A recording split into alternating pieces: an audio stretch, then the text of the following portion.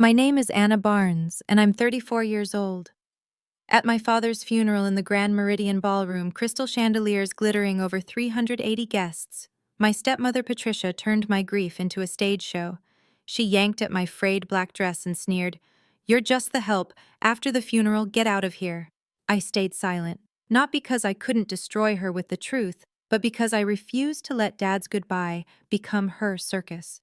What Patricia didn't know was that she and Victoria, my half-sister and their perfect golden child, were clutching a forged will, counting down 72 hours to erase me. After the flowers died, they would learn who really had to leave this family. And the cruelest part? My father had predicted every move they were about to make.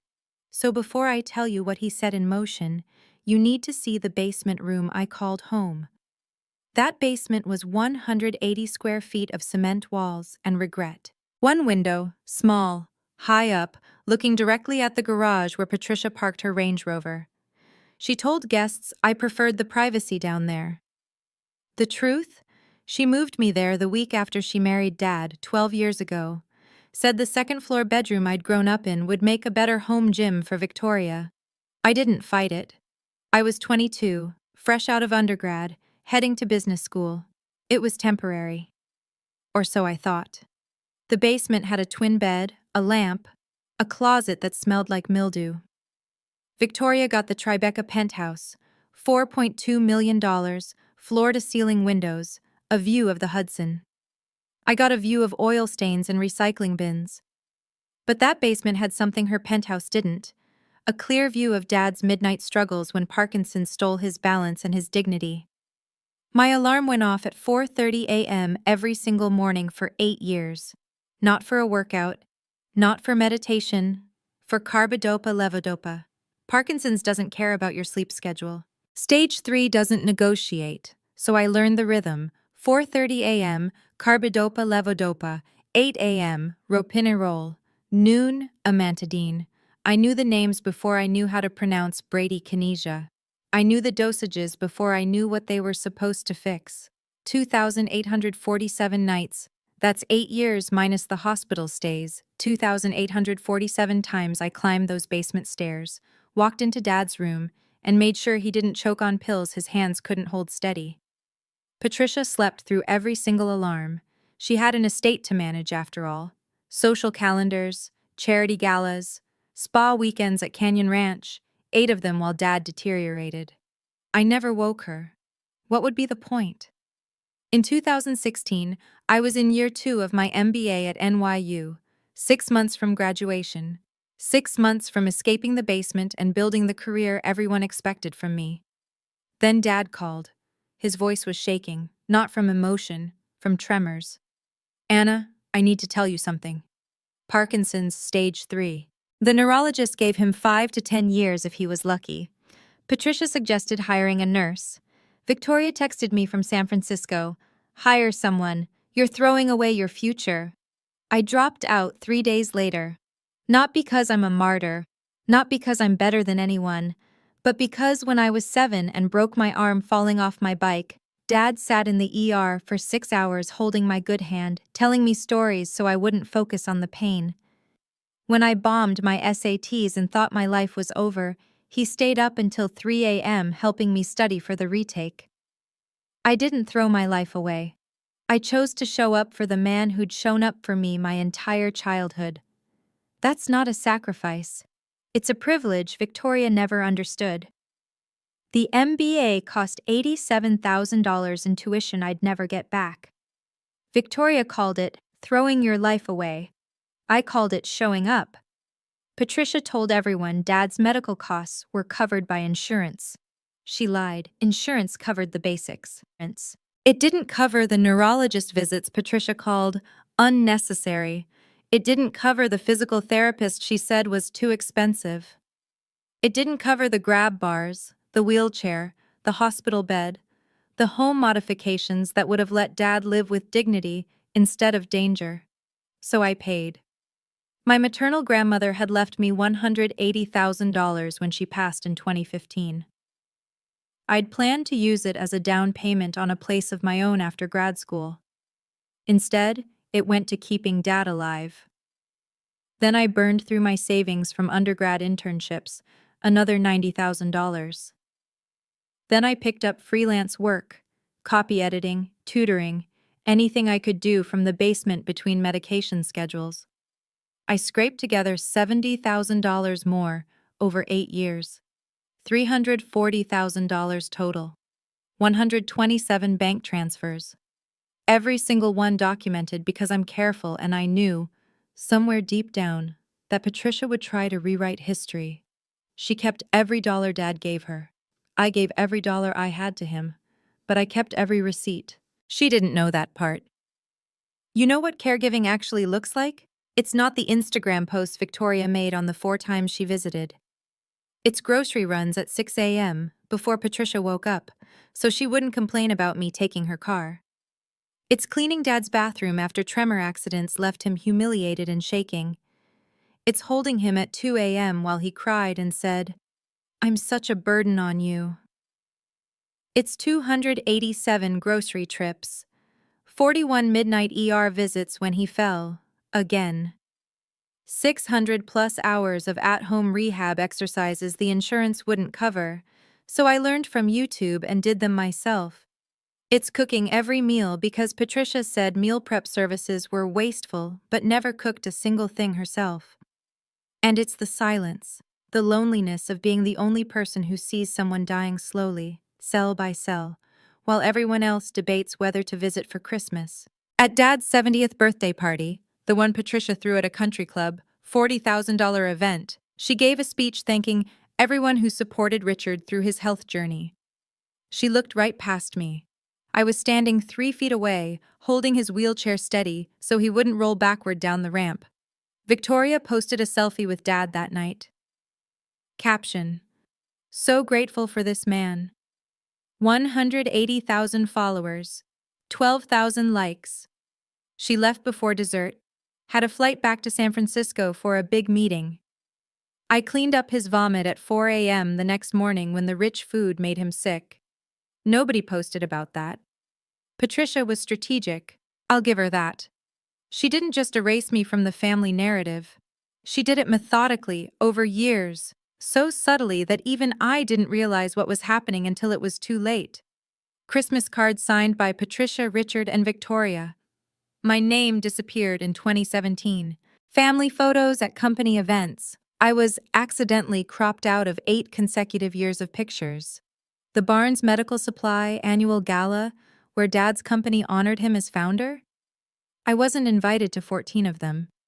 Patricia said there wasn't enough room at the table, but somehow Victoria's boyfriend of the month always had a seat.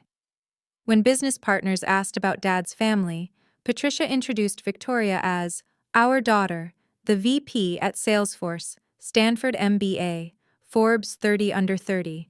She introduced me, when she bothered, as Anna. She's been taking care of things around the house. Things. Like I was a housekeeper, like I wasn't his daughter. I didn't need a seat at their table. I had one at Dad's bedside, but it stung, every single time. The Grand Meridian Ballroom was obscene.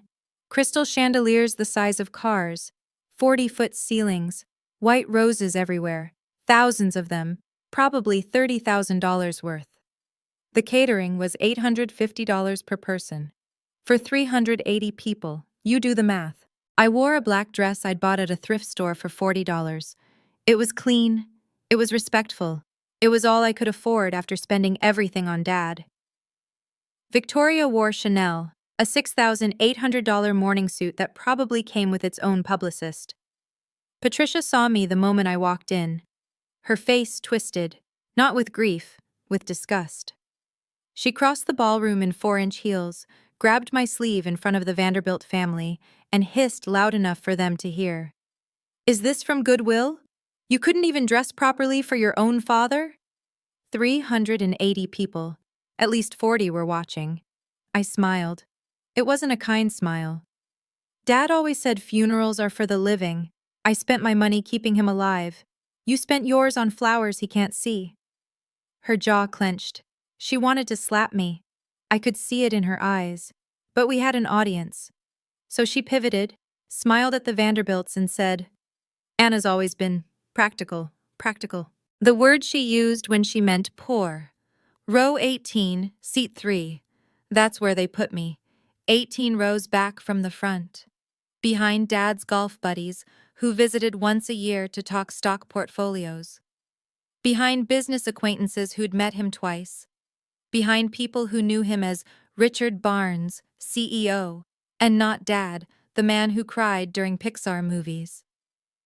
Victoria sat in row 1, center seat, flanked by board members from Barnes Medical Supply, flanked by a New York Times photographer who was there to document the tragic loss of an industry titan.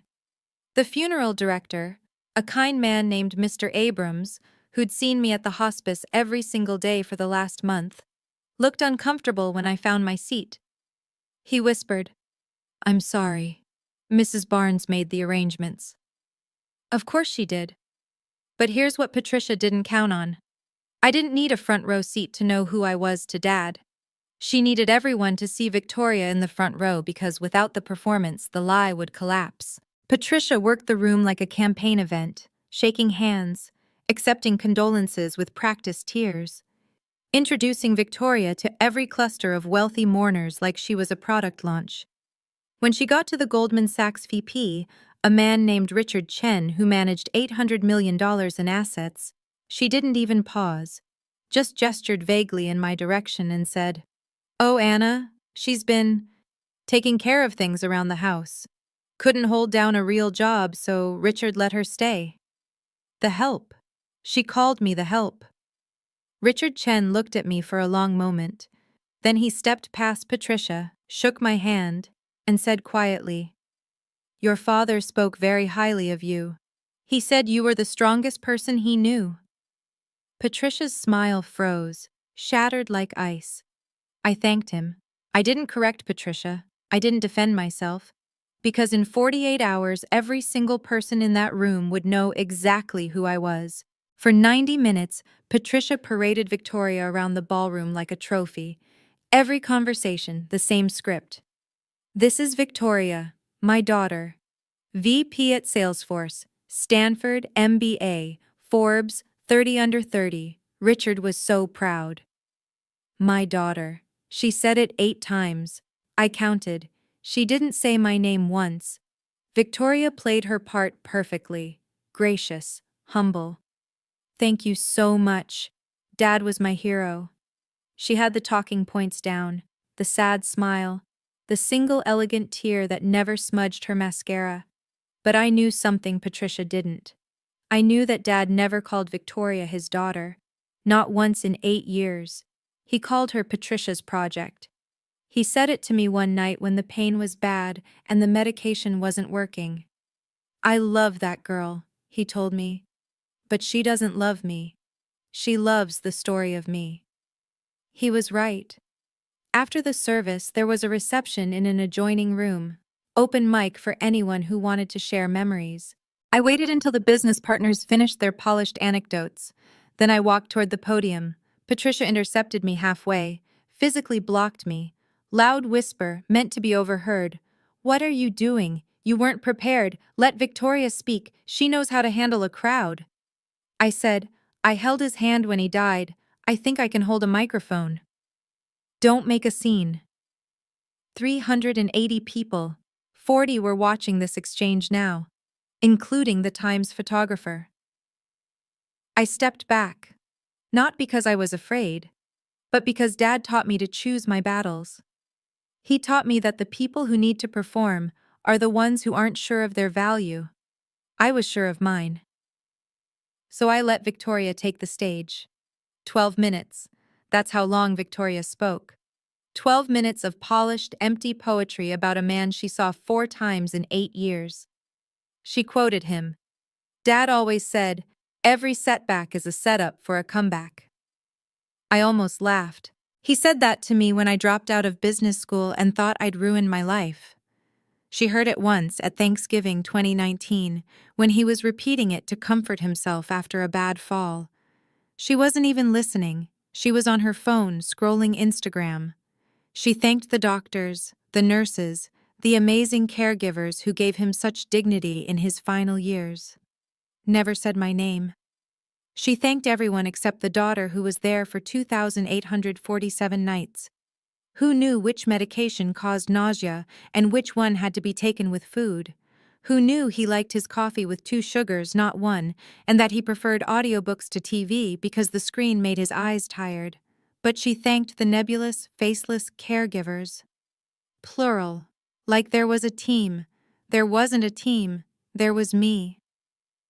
Victoria finished her speech at 2:45 p.m. By 2:47 p.m., her Instagram story was up. Black and white photo of her at the podium, single tear on her cheek. Caption: saying goodbye to my hero, broken heart. #legacy. #grief journey. #love never dies. Posted before Dad was even in the ground. 180,000 followers saw it. 12,000 likes in 20 minutes. Comments flooded in. So brave. Beautiful tribute.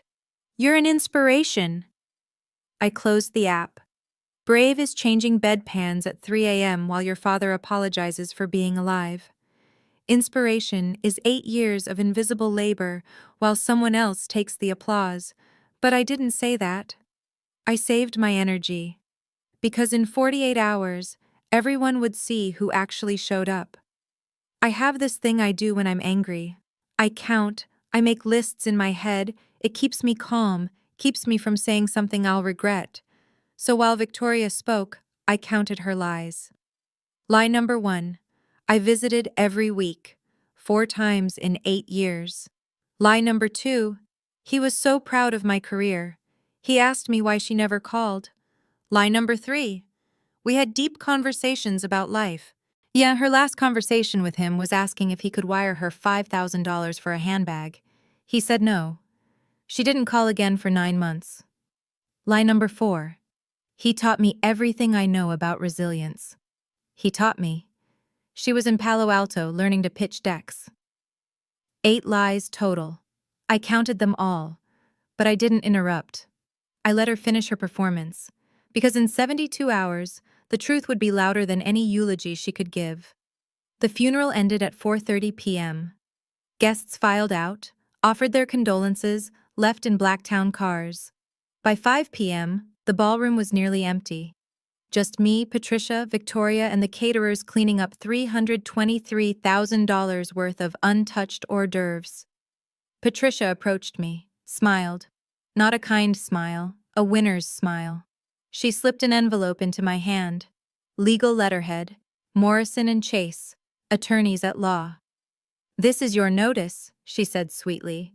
You have 72 hours to vacate the property. Friday 2 p.m. to Monday 2 p.m. That's the law. I opened it. Eviction notice, official, notarized, emergency probate filing attached. My hands didn't shake. I was too numb. Where am I supposed to go? That's not my problem, Patricia said. You've been living rent-free in Richard's house for 8 years. It's time you learned to stand on your own. Victoria looked uncomfortable but said nothing. She studied her phone, probably scheduling her next post. Patricia wasn't done. She leaned in close, voice low so the caterers wouldn't hear. The will reading is Monday at 2 p.m. Don't bother showing up. Richard left the estate to family, real family.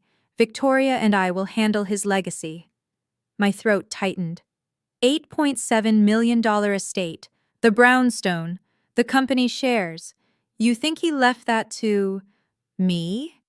She laughed, actually laughed. Honey, you haven't contributed a dime to this family's wealth. Richard was grateful you took care of him, I'm sure. But gratitude isn't inheritance. She turned to leave, then paused. Oh, and Anna? Don't even think about taking any of his personal items. Medical records, documents, letters, those belong to the estate now. Everything does. I whispered, Can I at least have his books? We'll see. She patted my shoulder. Fake sympathy. Maybe if you're polite on your way out. I sat in my car in the parking garage for an hour after they left. Couldn't drive. Couldn't think. I opened my Bank of America app. $4,200.38. That's what 8 years of caregiving leaves you. That's what $340,000 in medical expenses and zero income looks like. That's what happens when you choose love over money, and the people who chose money get to write the story. Victoria's last Instagram post showed a $15,000 Hermes bag. She'd bought it the week before Dad died. Posted it with the caption, "Treat yourself #self-care." I had $4,200 and 72 hours to find a place to live, a job, and a way to fight a probate lawyer who probably charged $950 an hour. I had nothing, except my phone buzzed. 10:47 p.m. Unknown number. Text message. Miss Barnes, this is James Morrison, your father's attorney. We need to speak tonight. Do not tell Patricia. This is urgent. Can you meet me at my office in 1 hour?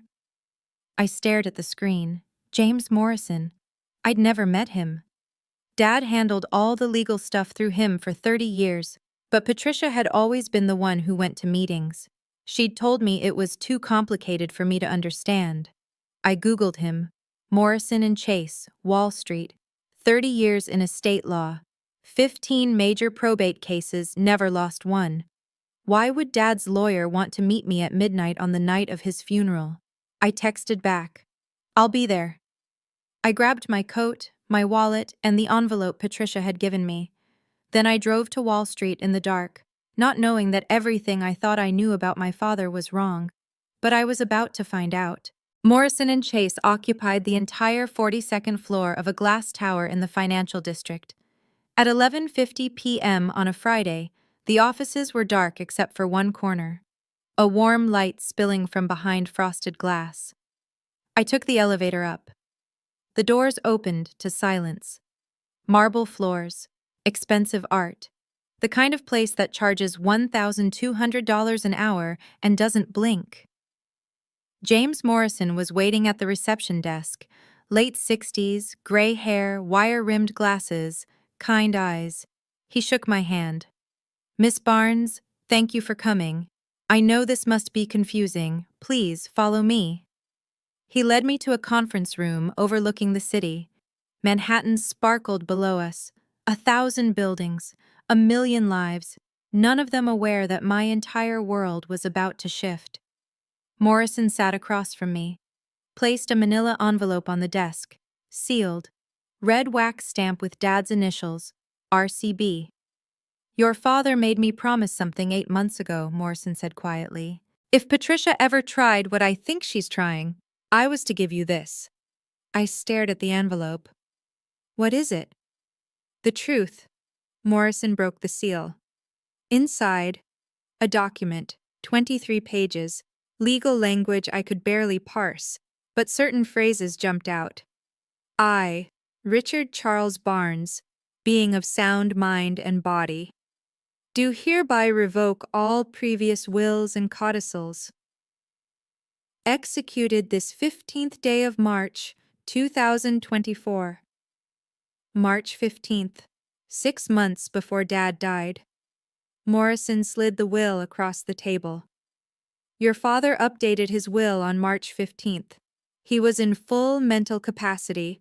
I have 3 doctors' confirmations. He left you 60% of the estate." My hands went numb. "What?" $5.2 million in liquid assets, 40% controlling shares of Barnes Medical Supply Company with full voting rights, and sole ownership of the family brownstone at 47 Montague Street, valued at $3.2 million.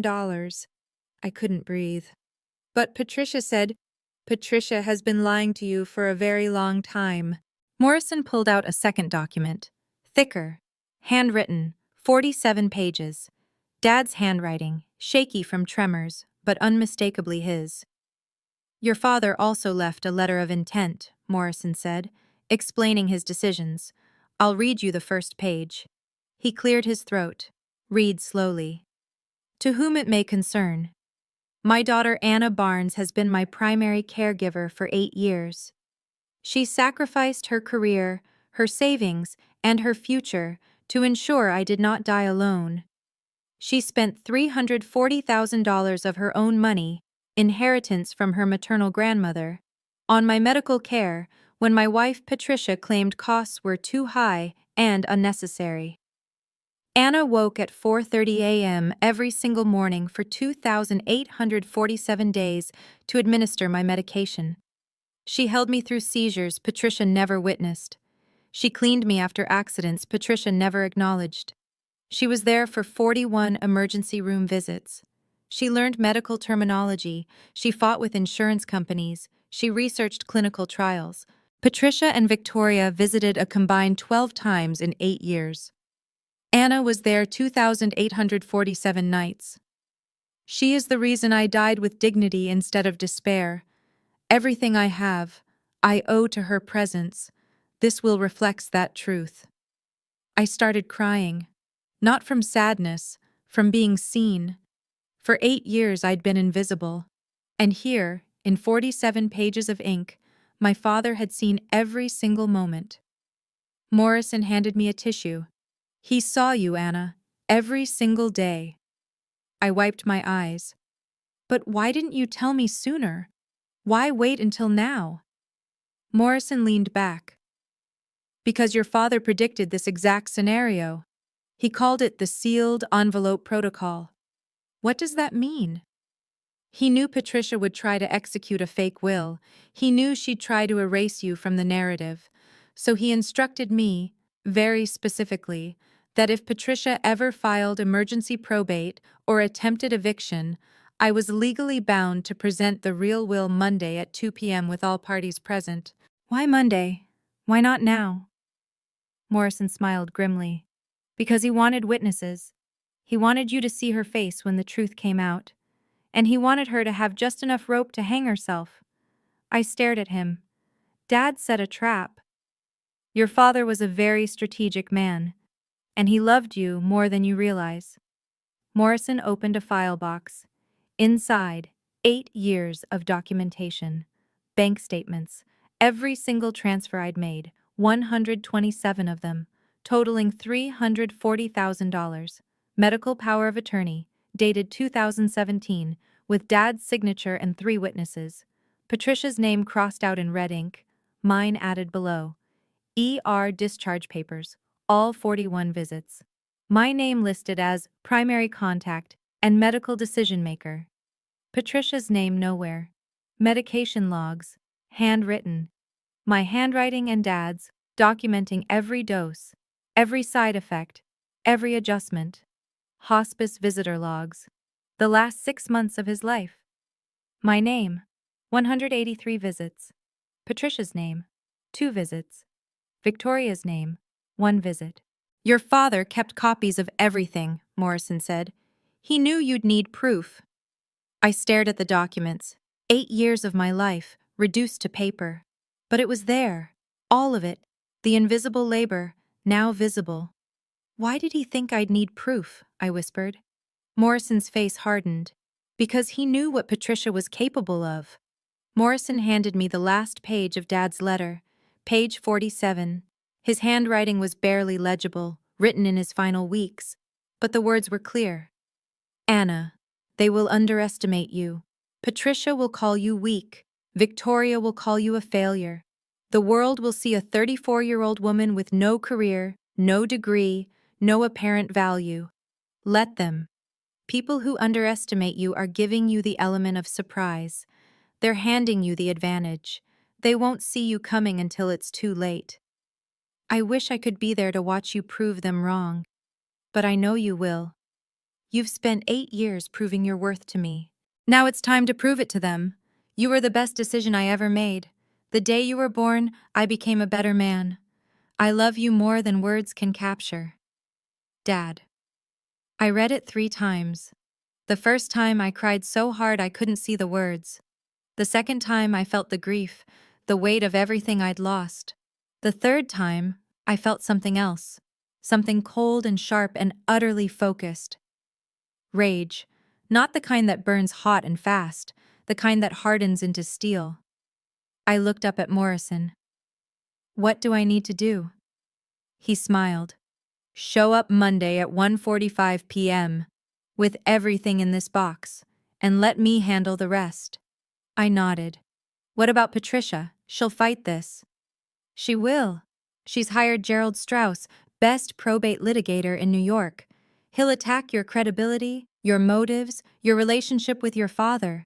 He'll try to paint you as a manipulator who took advantage of a dying man. So what do I do? Morrison's smile sharpened. You let him try. And then you bury him with evidence. I stood, shook his hand. Thank you. Don't thank me yet. This is going to get ugly. Patricia won't go down easy. Good, I said. I don't want easy. I want justice. I left Morrison's office at 1:30 a.m. Drove back to the brownstone, my father's house, not Patricia's, no matter what she claimed. I didn't sleep. I read Dad's letter again, and again. By dawn, I had a plan. Let them underestimate me. Saturday, 8 a.m. 40 hours until the will reading. I converted the basement into a war room, taped Dad's letter, page 47, to the wall above my desk.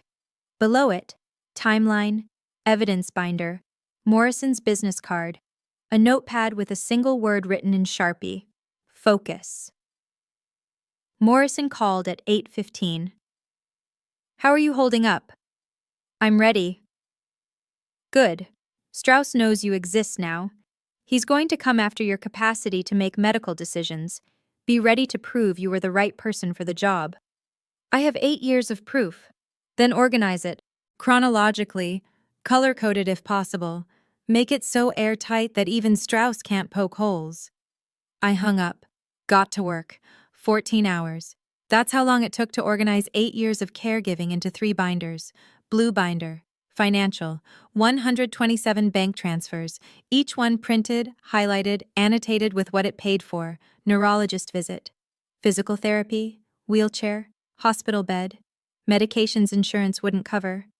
I cross-referenced every transfer with a receipt. Every receipt with a medical necessity. Green binder. Medical. 2,847 medication logs. Handwritten by me and Dad. Dates, times, dosages, side effects. ER discharge papers, all 41 of them. Hospice visitor logs. Neurologist evaluations. Physical therapy progress reports. Red binder, Patricia's lies. This one was smaller but more damning.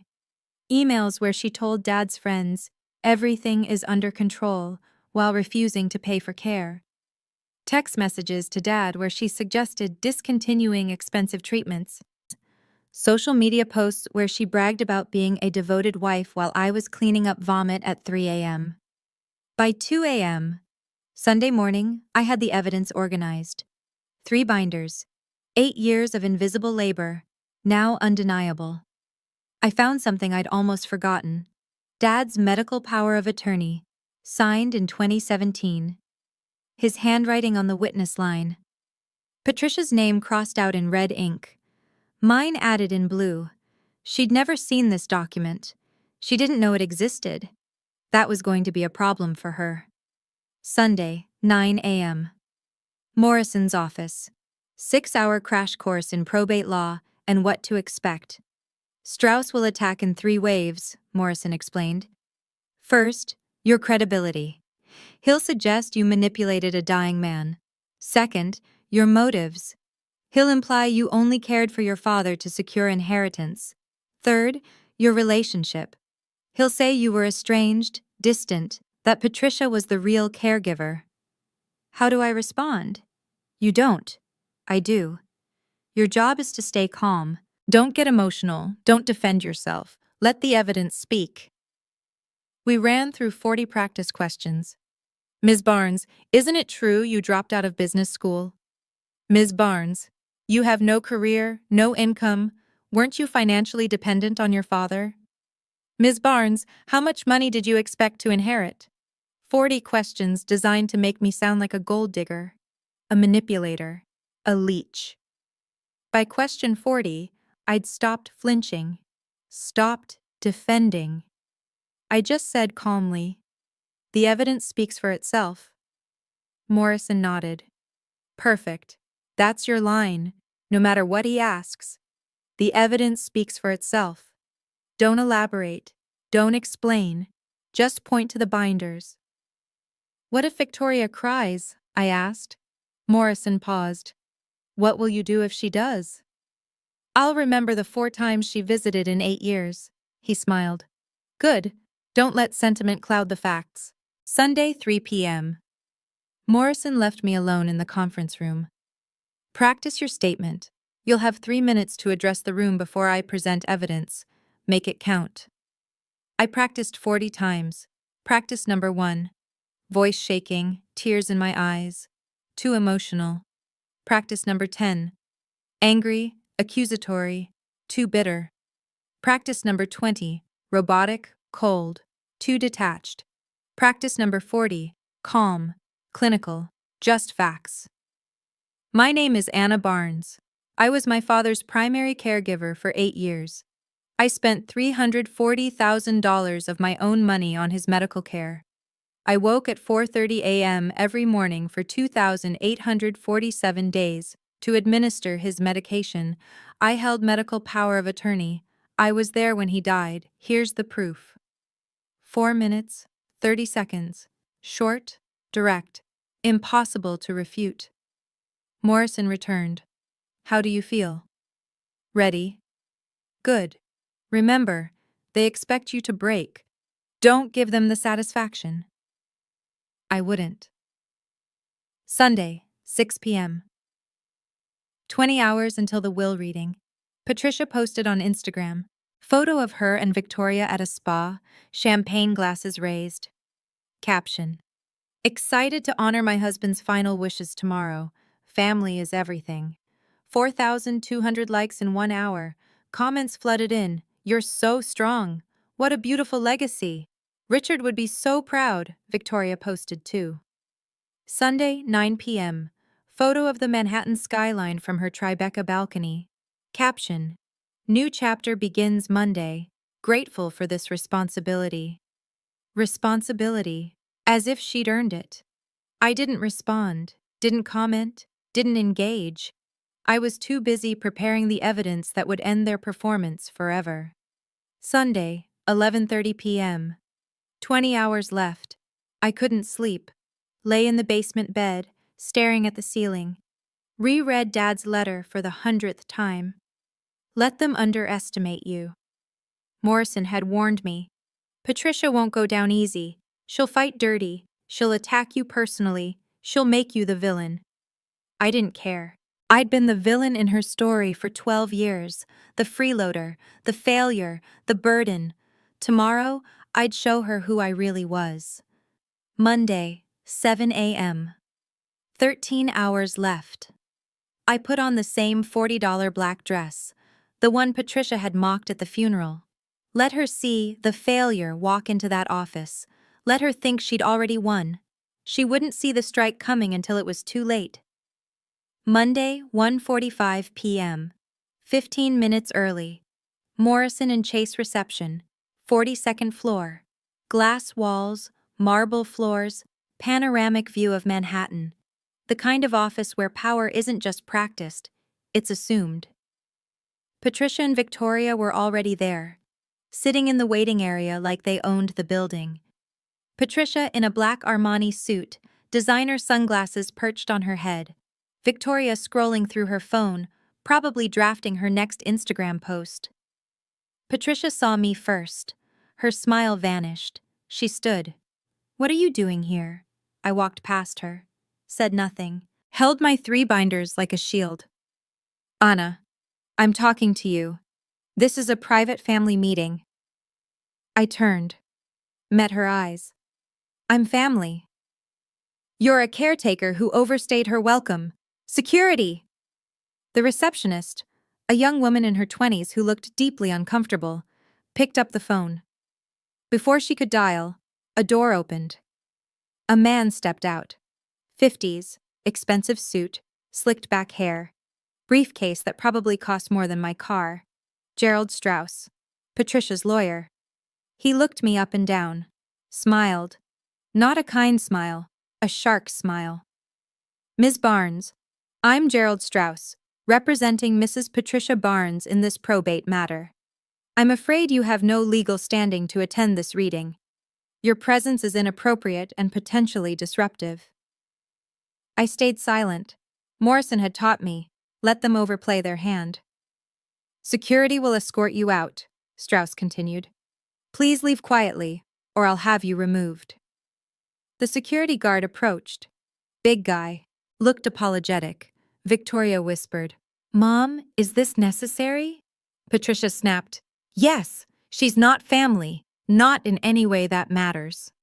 "Ms. Barnes has no legal claim to Richard Barnes's estate," Strauss said, louder now, addressing the receptionist and the 7 other people waiting in the lobby.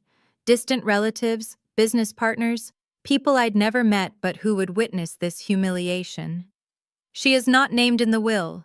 Her attendance violates probate protocol. I demand she be removed immediately."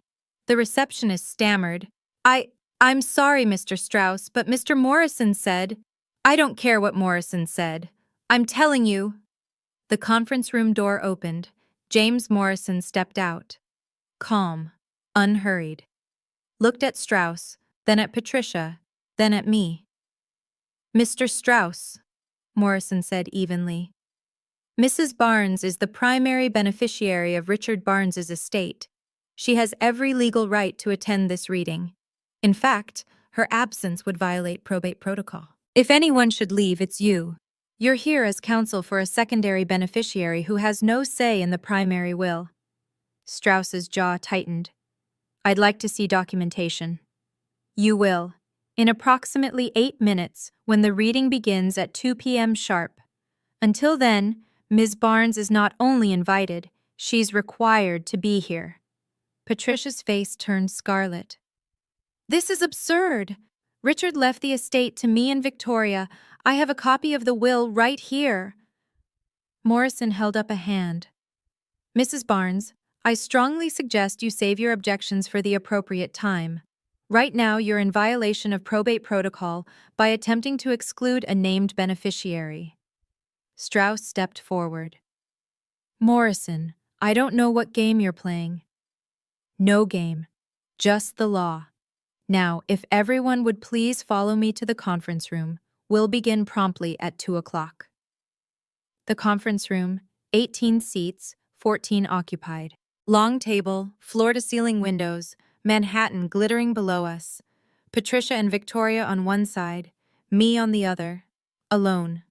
4 business partners from Dad's company. 3 distant cousins I'd met twice. 2 accountants. Morrison at the head of the table. Strauss stood. No one offered him a seat. 1:58 p.m. 2 minutes to go.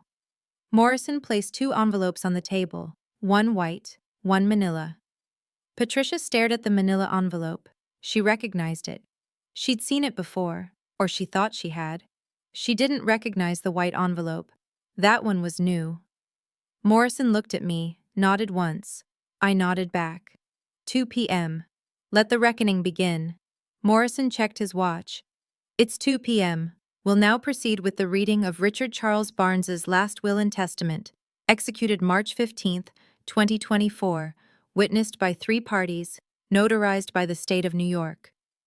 March 15th. 6 months before Dad died. Patricia leaned forward. Her smile faltered. "Wait, March 15th? That can't be right. The will was updated in September." Morrison didn't look up. "Mrs. Barnes, please hold your questions until after the reading." Strauss interjected. "Mr. Morrison, my client has a valid will dated September 2nd, 2024. That supersedes any prior. Mr. Strauss, I will address all challenges after the reading. Please be seated or leave." Strauss sat. First time I'd ever seen a lawyer look uncertain. Morrison opened the white envelope. 23 pages. Legal weight. Unquestionable authority. "I, Richard Charles Barnes, being of sound mind and body, do hereby revoke all previous wills and codicils executed prior to this date."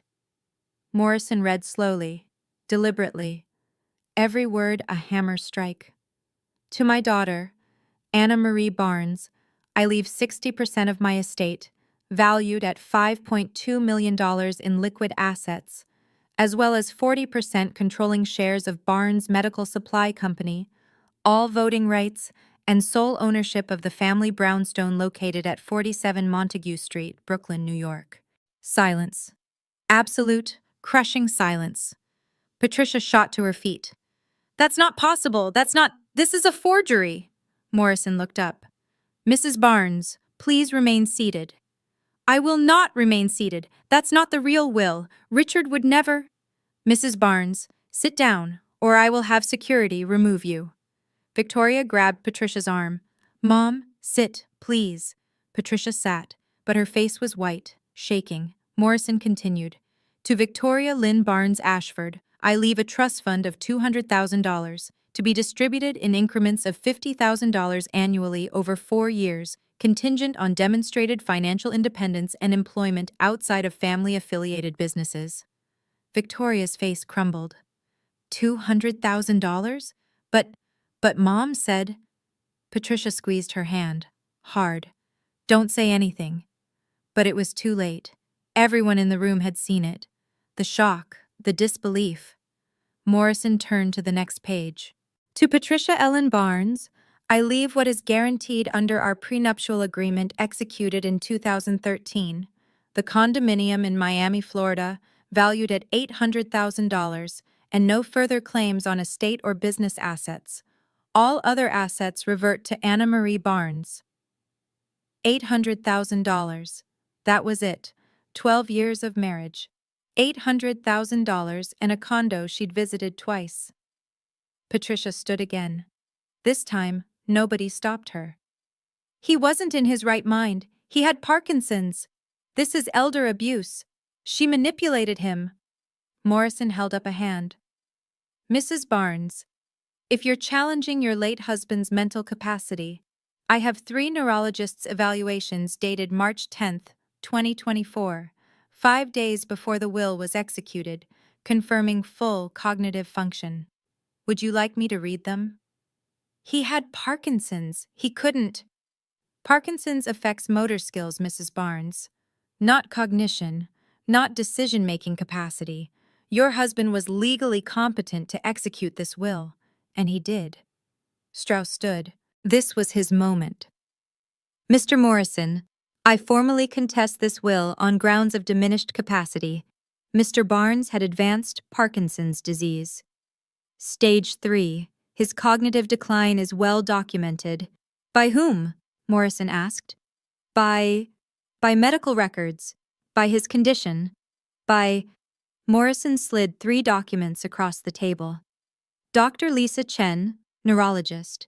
Dr. Michael Torres, geriatric psychiatrist. Dr. Amanda Reeves, cognitive specialist.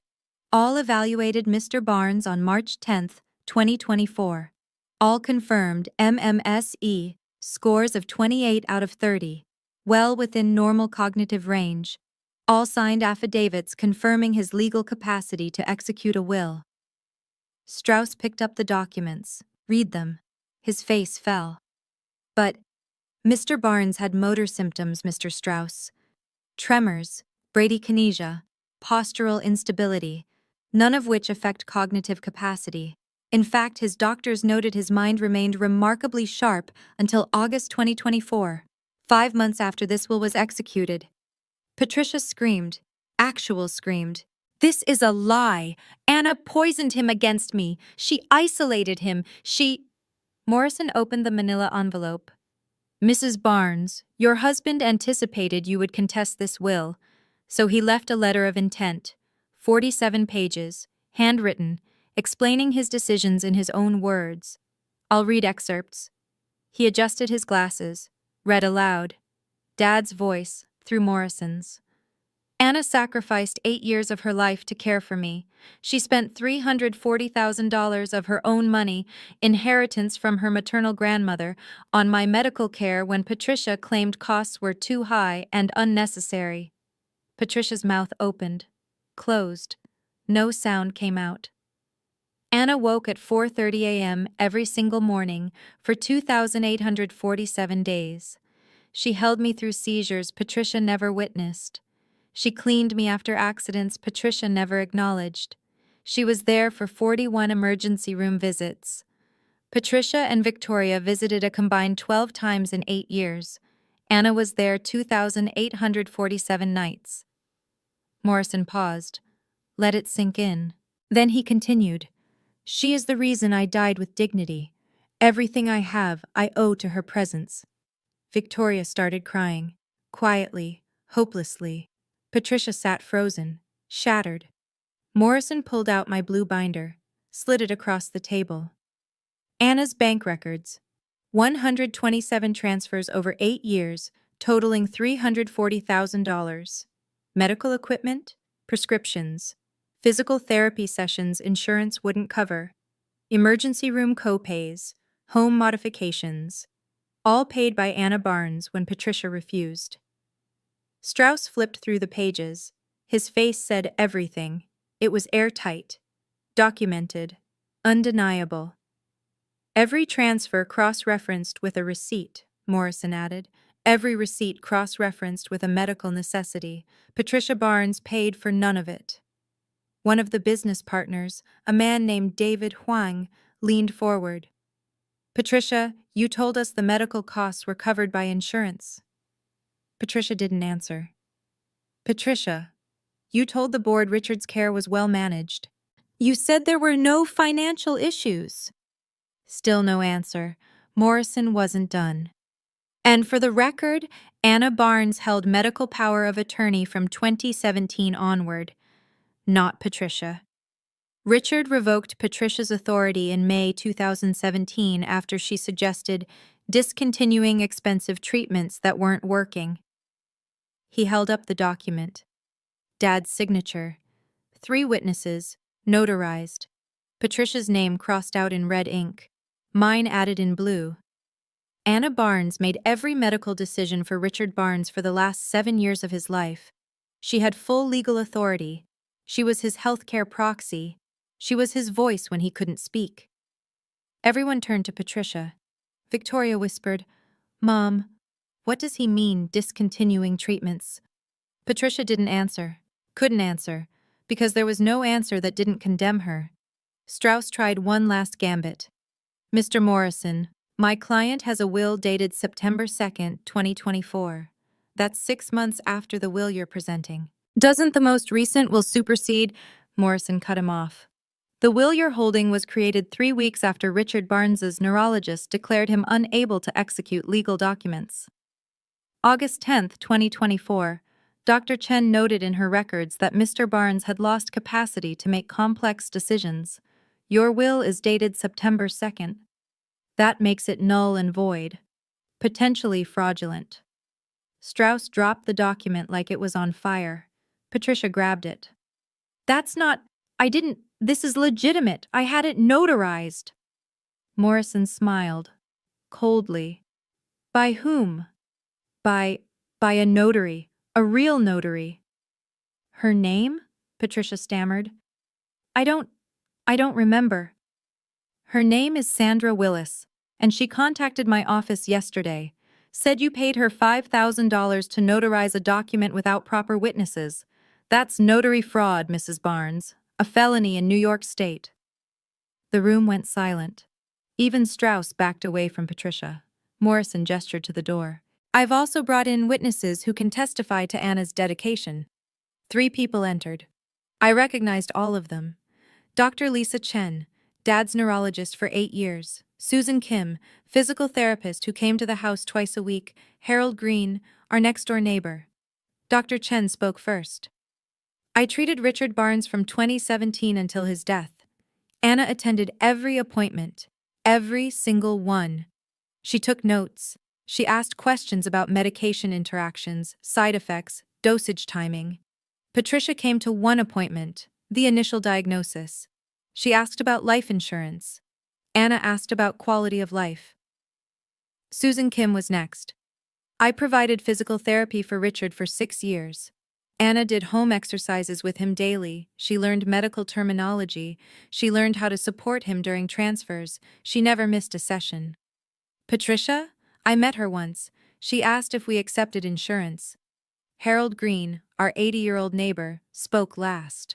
I live next door to the Barnes family. For 8 years, I watched Anna take Richard to the park every Sunday in his wheelchair. Rain or shine. She'd sit with him for hours. They'd talk. They'd laugh.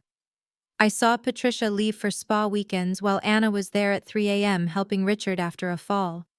I'm not a lawyer, but I know who showed up, and it wasn't Patricia. 3 witnesses, 3 sworn statements, all saying the same thing. Anna showed up. Patricia didn't. Victoria tried to defend herself, or maybe defend Patricia. I couldn't tell. This is insane, she said, voice shaking. Dad loved us both. He would never… Morrison looked at her, not unkindly, but firmly. Ms. Ashford, how many times did you visit your father in the last 8 years? I was busy. My career. How many times? Silence. Would you like me to show you the hospice visitor log? Anna documented every visit. Victoria looked at me. Really looked at me for the first time in years. 4 times, I said quietly. You visited 4 times in 8 years. The last time was 9 months before he died. You asked him for $5,000 for a handbag. He said no. You didn't call again. Victoria's face crumpled. She turned to Patricia. You told me he was fine. You said Anna was exaggerating. You said… She stopped, realization dawning. Oh my God. Mom, what did you do? Patricia grabbed her hand. Don't say another word. But it was too late. Victoria pulled away, stood up, looked at me. I didn't know, she whispered. I didn't know it was that bad. I'm so sorry. I'm so sorry. Patricia stood. One last desperate move. I'll sue for undue influence. I'll drag this through court for years. I'll destroy both of you. I have lawyers. I have money. I'll… Morrison held up a second envelope, white, sealed. You're welcome to try, Mrs. Barnes. But before you do, you should know your husband also left evidence of financial misconduct. Patricia froze. What financial misconduct? Morrison broke the seal. Shall I open this? Or would you prefer to leave quietly? Open it, Patricia hissed. I have nothing to hide. Morrison opened it, read silently, then looked up. Richard Barnes hired a forensic accountant in January 2024. He discovered Patricia Barnes transferred $1.2 million from his medical fund to her personal accounts between 2018 and 2023. Silence. Absolute, suffocating silence. Morrison slid the report across the table. 47 pages of bank transfers, dates, amounts, account numbers. $1.2 million, 47 fraudulent transactions, transferred from Richard's medical account, set up specifically for his Parkinson's care, to Patricia's personal checking account. Used for what, Mrs. Barnes? Canyon Ranch spa weekends? Designer handbags? The Range Rover? Patricia said nothing. Richard confronted you in February 2024. You told him it was our money. He filed this report with my office and instructed me to include it in the probate proceeding if you contested the will. One of the business partners, David Huang, stood. Patricia, is this true?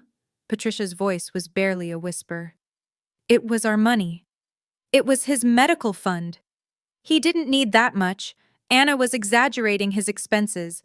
I was managing our assets. David shook his head. You stole from a dying man's medical fund, while his daughter was paying out of pocket to keep him alive. Even Strauss was backing away now. Strauss held up a hand. I need to verify these documents. I request a 45-minute recess. Morrison nodded. Granted. But Mrs. Barnes and Miss Ashford may not leave the building. This is still an active probate proceeding. Patricia stood, tried to walk toward the door. Morrison blocked her path. Mrs. Barnes, you're not going anywhere. You can't keep me here. Actually, I can. You're a material witness in a probate proceeding with potential fraud charges. If you leave this building, I'll have the police pick you up within the hour. Patricia looked at Strauss. Do something. Strauss shook his head. Mrs. Barnes, I strongly advise you to cooperate. She sat back down. The recess began. I stepped into the hallway. Needed air. Needed space. Patricia followed me. You manipulative little... She grabbed my arm. You planned this. You poisoned him against me. You isolated him. I pulled my arm free. I changed his bedpan at 3 a.m. while you were at Canyon Ranch. You poisoned yourself. She raised her hand. I didn't flinch. She didn't swing. You think you've won? She hissed. I'll destroy you. I'll make sure everyone knows what you did. What I did? I said quietly. I showed up. That's what I did. Every single day for 8 years. Where were you? She had no answer. Victoria approached, hesitant, broken. Anna, can we talk? Alone? I looked at her. Red eyes, smudged mascara. For the first time in 8 years, she looked real. We walked to an empty office. I didn't know, Victoria said. About the money, about how bad it was. Mom told me Dad was fine, that you were overreacting, that he was just getting old and you were being dramatic. He begged you to visit, I said, on your birthday, March 12th. He wanted to see you. You sent a card. Victoria started crying. I know, I'm so sorry. I thought I had time. You thought he'd always be there. But he wasn't. And you weren't there either. I'm sorry, she sobbed. I'm so sorry. I didn't comfort her, didn't hug her, just said, sorry doesn't fix 8 years. What do I do? She whispered. Tell the truth. To yourself. To the room. Stop performing and start being real. She nodded, wiped her eyes. Okay, I will. Back in the conference room, the notary arrived. Elizabeth Crawford, 22 years of experience, professional, unshakable. She verified Dad's signature, verified the witnesses, verified the date. I notarized Richard Barnes's will on March 15, 2024, at 10 a.m. in my office. He was alert, coherent, and adamant about these terms. He asked me to read the entire document aloud twice to ensure accuracy. He understood every word. Strauss asked, was anyone else present? Mr. Morrison, 3 witnesses, Dr. Chen, Mr. Barnes's accountant, and his neighbor Mr. Green, all signed under oath. And you're certain of his capacity? Mr. Strauss, I've been a notary for 22 years. I've notarized over 10,000 documents. If I had any doubt about Mr. Barnes's capacity, I would have refused. He was competent. Fully. Unquestionably. Morrison called Dr. Chen back. Dr. Chen, can you clarify the timeline of Mr. Barnes's cognitive decline? Of course. On March 10, 2024, I evaluated Richard's cognitive function using the MMSE, Mini Mental State Examination. He scored 28 out of 30, which is normal cognitive function. His Parkinson's affected his motor skills, tremors, rigidity, balance, but not his cognition. That didn't decline until August 2024, roughly 5 months after he executed the will. So the will dated September 2nd would be invalid. Richard lost capacity in mid-August. He couldn't have legally executed a will in September. Strauss made 7 phone calls during the recess. I watched him through the glass door, each call shorter than the last, each one ending with him shaking his head. He was confirming what he already knew. He'd lost. Strauss approached Patricia. I couldn't hear the conversation, but I saw her face, saw the moment she realized it was over.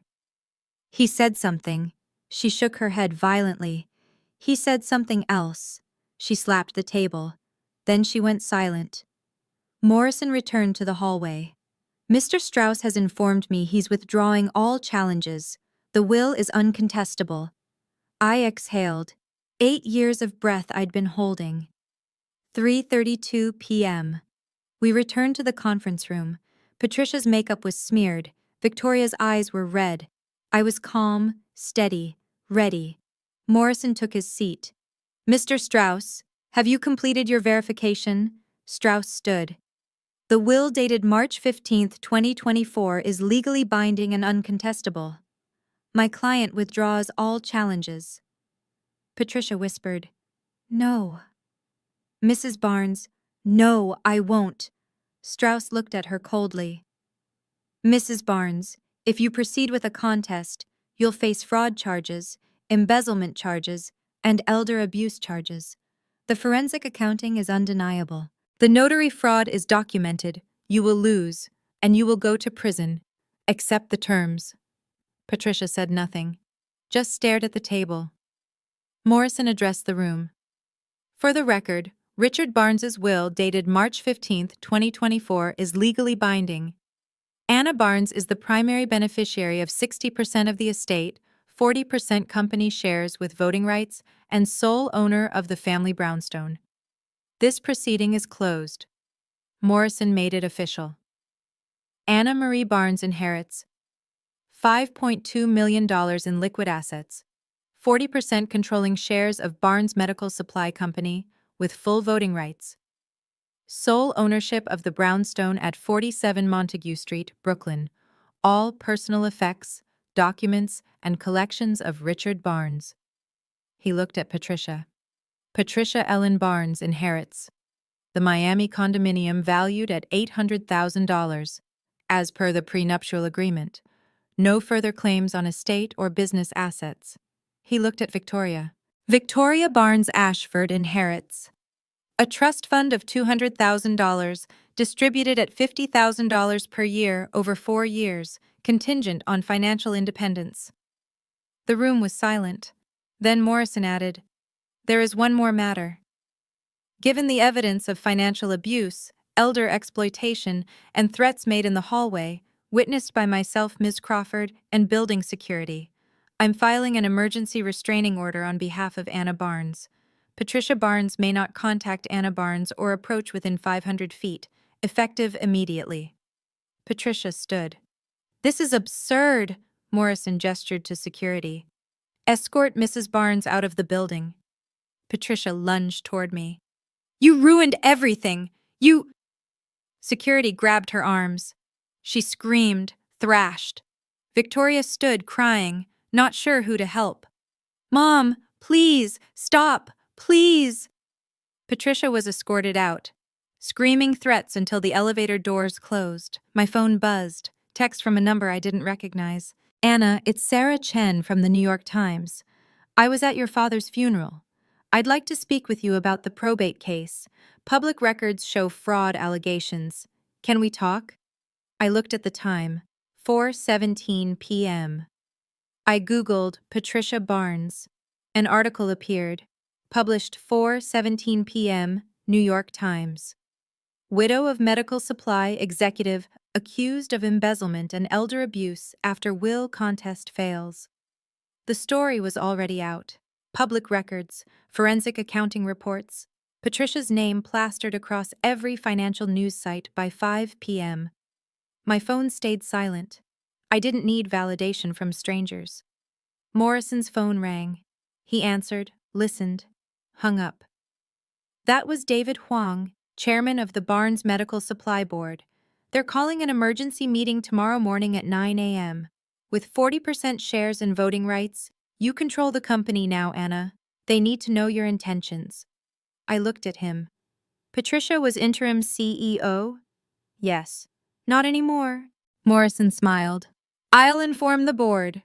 Victoria approached me, carefully, like I might shatter. "Anna, I need to ask you something." "Go ahead." "Mom stole from Dad. She lied to me. She told me you were the problem. I believed her." "I know. What do I do now?" I looked at her, really looked at her. She was 28 years old. She'd spent her entire adult life performing, being the golden child, the success story, the daughter who made something of herself, and now she had nothing but $200,000 and the truth. "You have a choice," I said. "You can follow Patricia and keep lying, or you can start over." "What if I start over?" "Then you'll finally know who you are without her script." Victoria nodded, turned to Patricia, who was still screaming in the lobby, restrained by security, and said, "Mom, did you really steal from Dad's medical fund?" Patricia screamed, "It was our money! He was dying! If you walk away from me, you get nothing." Victoria looked at her, then at me, then back at Patricia. "Then I get nothing." She walked away. Victoria sat down, quiet, broken, real. I sat across from her. "Victoria, Dad left you $200,000, but I'm going to add $300,000 more. $500,000 total." She looked up, shocked. "Why would you?" "Because Dad would want you to have a chance, a real chance, not Patricia's version of success, your own, but there are conditions." "What conditions?" "You get a job, a real job, no Forbes connections, no Instagram influence, no PR agencies. You work, entry level if you have to. You prove you can show up, and you stay away from Patricia until you figure out who you are without her." Victoria stared at me. "You're giving me $500,000, with strings attached. I'm giving you a chance. Take it or leave it." She nodded. "I'll take it, and I'll prove I'm not her." I handed her a check, signed it right there, $500,000, written out. "This is your last safety net. Use it wisely." She took it, crying. "Thank you. I don't deserve this." "No," I said. "You don't. But Dad loved you anyway, so I will too." Tuesday, 9 a.m. Barnes. Medical Supply Boardroom, 12th floor. 8 board members, 2 alternates. Me at the head of the table. David Huang called the meeting to order. Motion to remove Patricia Barnes from all positions within Barnes Medical Supply, including interim CEO, effective immediately. All in favor? 6 hands, 2 abstentions. Patricia's old allies. Motion passes 6-2. Then, motion to appoint Anna Barnes to the board, with 40% voting shares as stipulated in Richard Barnes's will. All in favor? 8 hands, even the 2 who'd abstained before. Motion passes 8-0. Welcome to the board, Anna. Patricia wasn't there. She'd already fled to Miami. The $800,000 condo was all she had left. By Wednesday morning, the story was everywhere. Forbes pulled Victoria's 30 under 30 feature. Her PR agency terminated her contract. Her Instagram followers dropped from 180,000 to 62,000 in 48 hours. Comments on her last post. "Where were you when your dad was dying? Fake, performative, pathetic. You only cared about his money." She deleted the app. Texted me. "Is this what it's like to be you? Invisible?" I replied, "No, it's what it's like to be real." The brownstone looked different. I'd renovated it, not to erase Dad, but to honor him. His study remained untouched. His books, his chair, his reading glasses on the side table. But the basement, the 180-square-foot prison I'd lived in for 8 years, was now something else. The Caregiver Support Center. Free resources for families navigating Parkinson's. Support groups. Respite care referrals. Educational materials. Everything I'd needed and couldn't find. We opened in March, 6 months after the will reading. On opening day, 200 people applied for services, people like me. Invisible caregivers who'd sacrificed everything and gotten nothing but grief. Now they had a place, a voice, a witness. One Tuesday morning, Victoria knocked on my door. No makeup, no designer bag, just Victoria, in jeans and a sweater and sneakers. "Hi," she said. "Hi. Can I come in?" I stepped aside. She entered, looked around. "You changed it," she said. "Yeah. It's beautiful." We sat in the living room, the one Patricia had never let me use, the one she said was for guests. "I got a job," Victoria said. "Where?" "Nonprofit, marketing coordinator, $45,000 a year." I blinked. "That's a pay cut from $180,000, I know. It's humbling, It's exhausting. It's real. How does it feel? She smiled. A real smile. Terrifying, but good. We sat in silence for a moment. Then she pulled out an envelope. I wrote you a letter, 8 pages. Took me 3 days. She handed it to me. I didn't open it. Not yet. What's it say? That I'm sorry. That I was a coward. That I chose applause over family. That I'll spend the rest of my life earning your trust back. I nodded. Okay. You're not going to read it? I will. Just not now. Why not? Because I need to decide if I'm ready to forgive you. She nodded. Fair. I read it that night, alone in Dad's study, his chair, his lamp. Dear Anna, I spent 8 years chasing applause from strangers while you sat in the silence of Dad's bedroom, holding his hand through tremors I never saw. I chose Forbes over family. I chose my mother's script over my father's love. I was a coward. I can't give you back those years. I can't undo the 4 visits when there should have been 2,847. I can't undo the $5,000 handbag when Dad was dying, but I can show up now. If you'll let me. I am sorry. I am trying. I am learning what real work means, what real humility feels like, what it's like to be invisible, to earn respect instead of inheriting it. I don't expect you to forgive me today, but I hope someday you will. Victoria. I read it 3 times. The first time I cried. The second time I felt anger for everything she could have done and didn't. The third time I felt something else, something softer, hope.